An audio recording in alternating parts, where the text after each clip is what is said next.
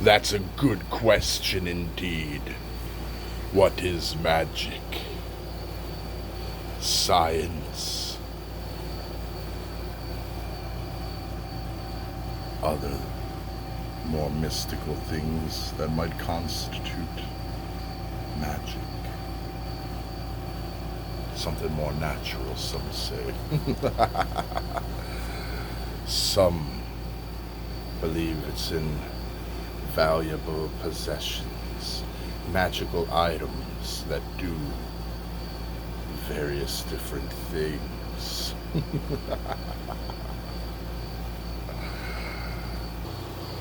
Is magic a place or a gate that will take you to magical lands with magical creatures?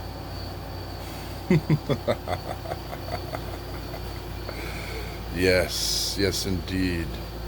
There's so many different aspects to magic. Indeed. Some people even say that magic can be found in books. Or in cards. Yes, indeed. Or are we talking about, I don't know, maybe an even darker type of magic? Yes, indeed. They called this, at one time, the witch board. Yes, boys and girls. Speaking of witches, some even believed that brooms had the power to control flight. The Ouija board, the witch board,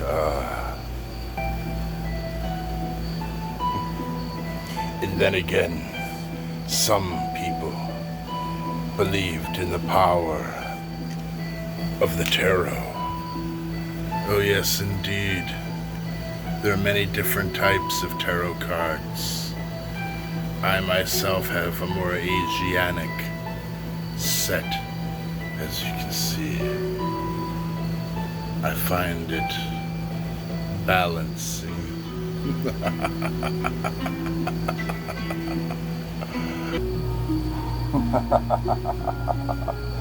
Welcome to another episode of Chats with Vlad. Tonight is episode 28,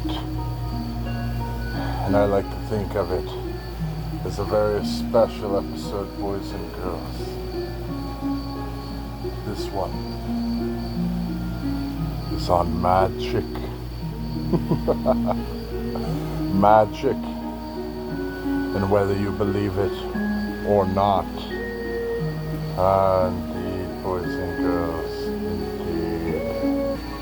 I mean, what is magic, boys and girls? Smoke and mirrors, a levitating ring, indeed. What is magic? That, boys and girls, is what we're going to discuss tonight. You see, boys and girls, very much like yesterday's episode. Magic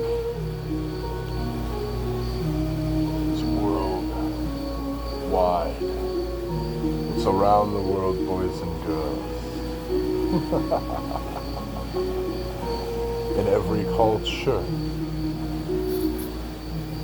And in every belief system. Now you might be telling yourself right now, but Vlad, in my culture, in my society, we don't believe in magic. No, we believe in floating, dancing Jesus, who walks on water and dances in the clouds. No, you believe in magic. We all do, one way or the other. It's just some magic can be proven factual. And we call that, as I've said in the past, science. Yes, we call it fact because we can prove it, boys and girls. So it becomes science. And actually, even nowadays, a lot of people have become accustomed to what you might call turning science fiction into science. Think about ion engines. Where do you think that came from? I'm not going to mention it, but there's a space series that had twin ion engine fighters. They call them TIE fighters. And they're trying to come up with warp speed right now. That came from sci-fi. Ah, yes, indeed. And on top of that, think about this cell phone. Think about your cell phone. We went beyond Star Trek capability on that one, if you look at the original Star Trek, boys and girls. So magic is in the eye of the beholder.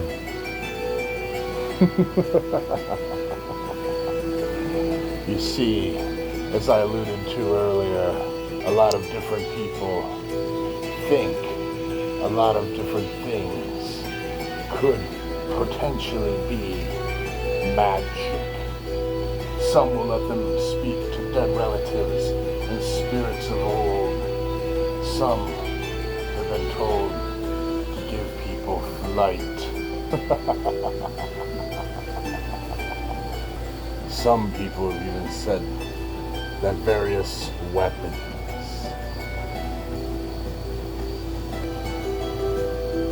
Yes, some have said that various different weaponry has even been able to be imbued with certain magical quality.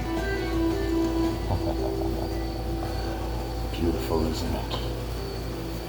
Indeed. But enough of that. I wanted to get back to some various different types of magic. I remember once, a long time ago, I saw a movie. You guys might remember it. It was big in the 70s and 80s. It was called Faces of Death. And when I saw that, they had a section on ritualistic magic.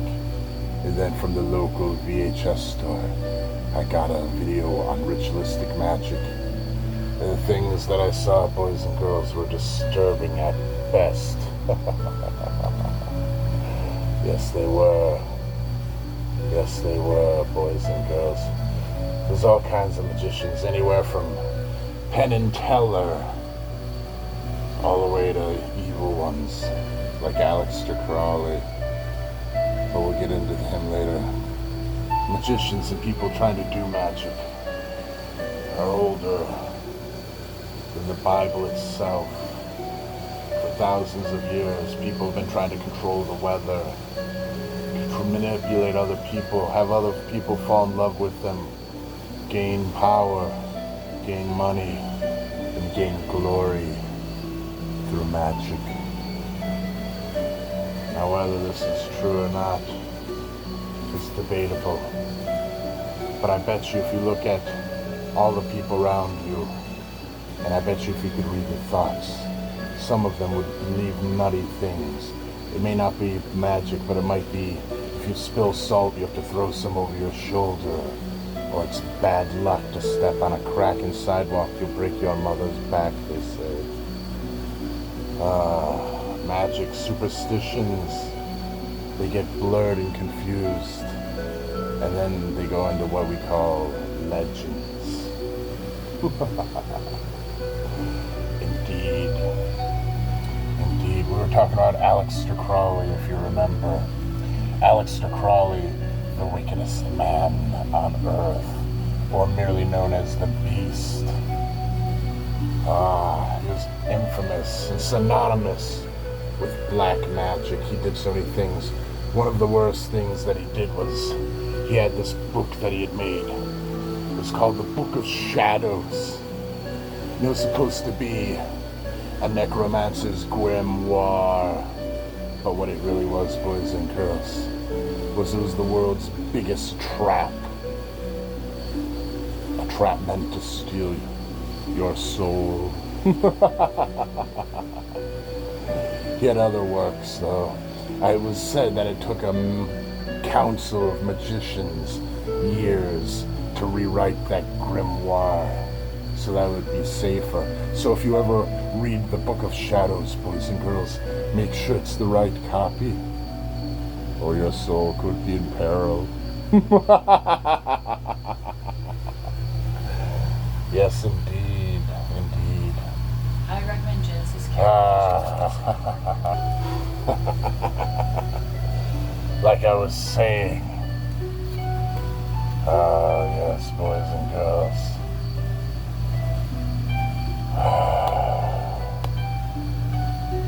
There's been a lot of books of magic throughout time. There's one that was made famous in several films in several ways called the Necronomicon, the Book of the Dead.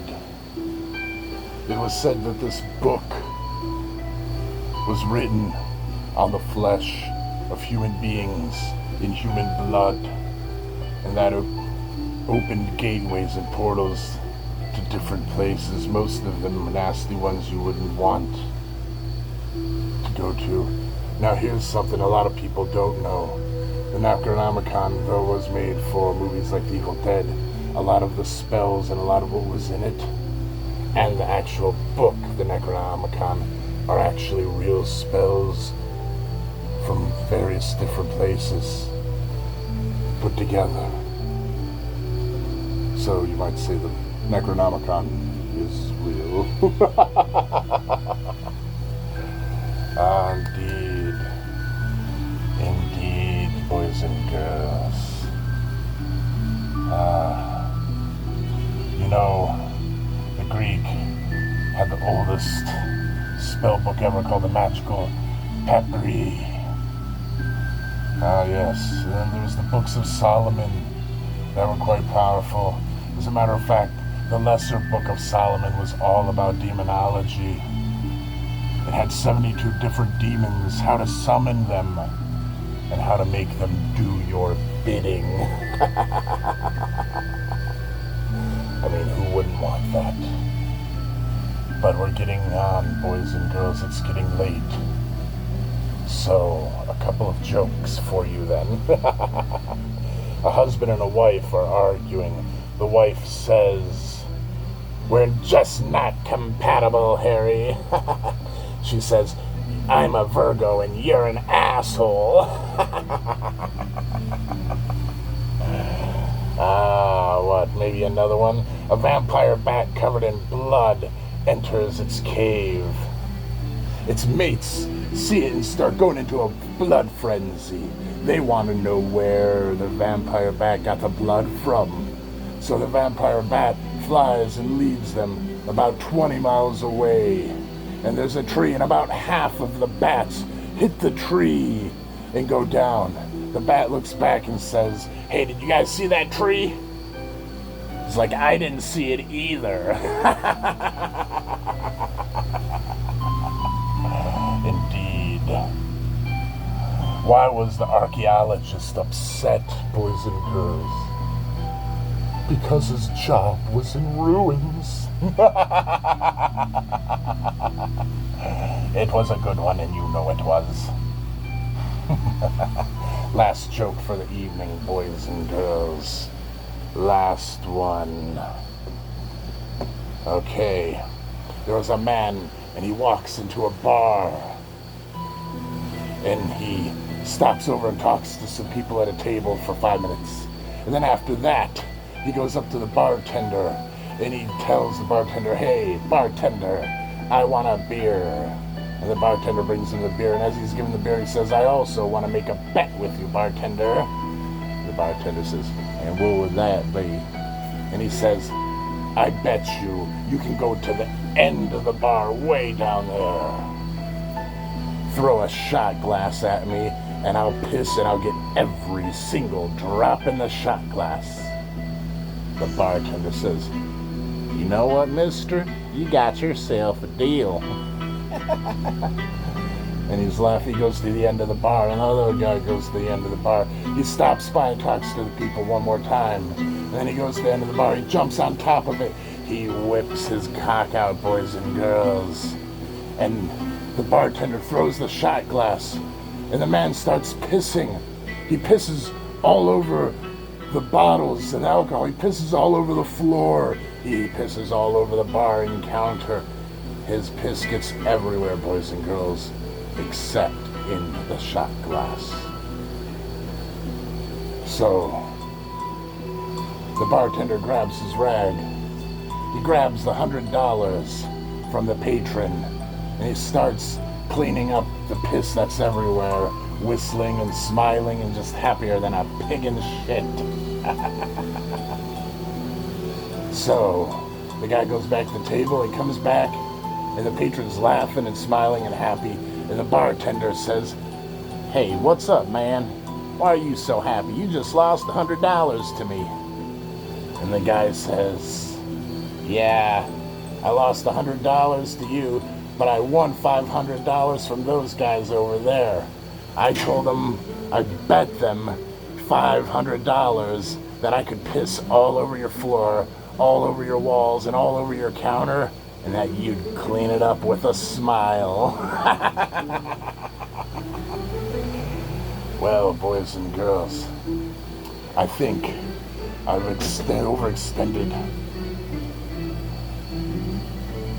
my time for the night.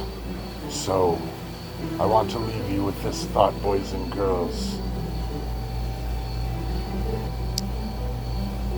What constitutes magic to you? What do you believe? And is magic real? Or is it merely an illusion?